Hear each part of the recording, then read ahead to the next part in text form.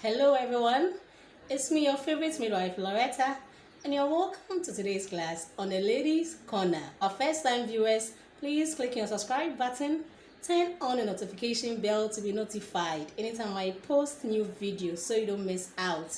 Also like, share and drop your comment, be it question or contribution.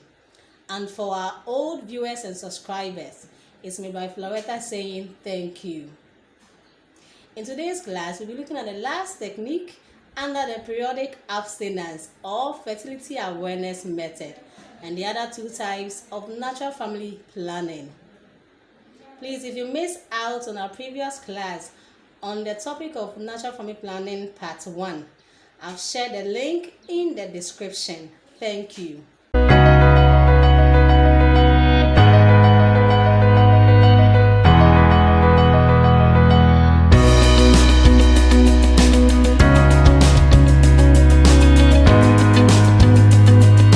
Cervical mucus technique.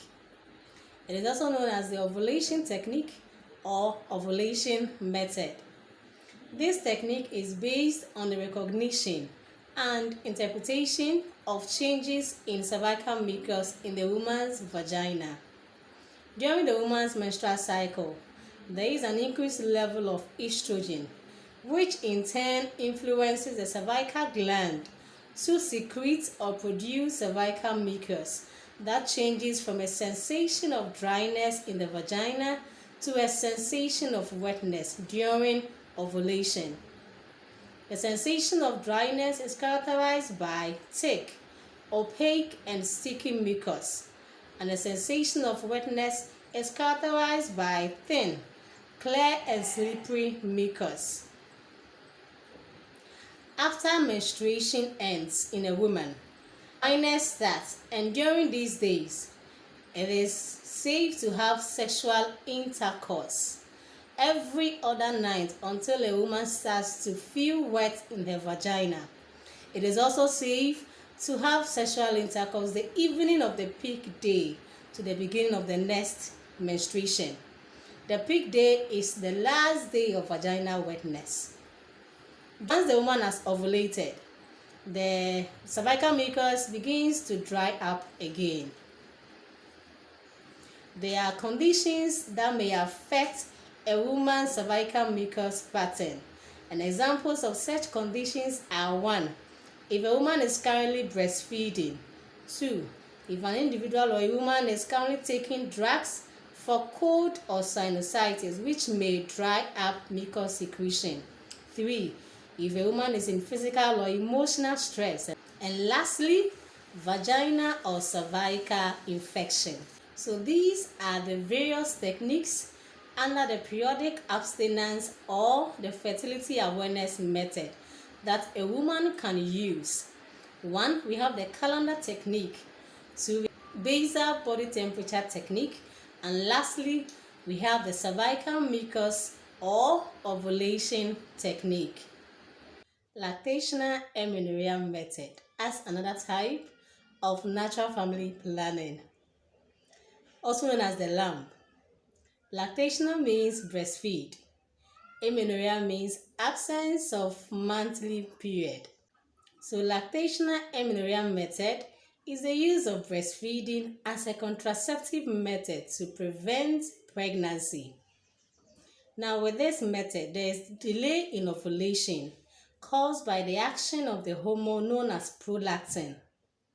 Prolactin is known to stimulate the woman's breast for milk production. Now, when a baby suckles the mother's breast, signals are sent to the hypothalamus, which is known to be a part of the brain. So the hypothalamus influences the anterior pituitary gland to secrete the hormone prolactin.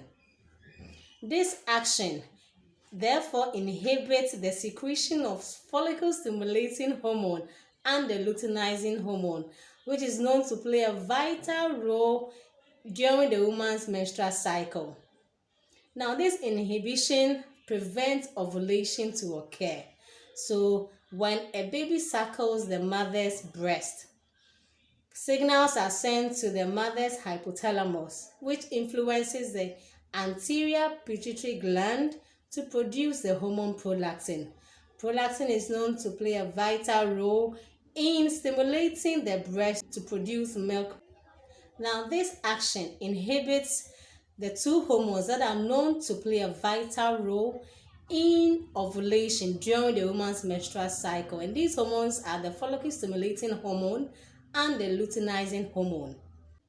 While a woman is exclusively breastfeeding, prolactin continues to be secreted and pregnancy is unlikely. Prolactin level may decrease when a woman is not breastfeeding her baby exclusively, and with this, the woman period may return. For lactational amenorrhea method to be fully effective, 1. The baby must be less than 6 months old. 2. The baby must be exclusively breastfed frequently day and night. Where exclusive means the baby doesn't receive any food or fluid other than breast milk. And lastly, the mother's menstrual period must not have returned. So the last type of the natural family planning is a coitus interruptus, also known as withdrawal or the pulling out method. It is the oldest and a well-known type of natural family planning. Coitus interruptus or withdrawal method, as the name implies, is when the man withdraws or pulls out his penis from the partner's vagina and ejaculates outside, keeping his semen away from her genitalia. By stopping contact between the man's sperm and the woman's egg, it prevents fertilization.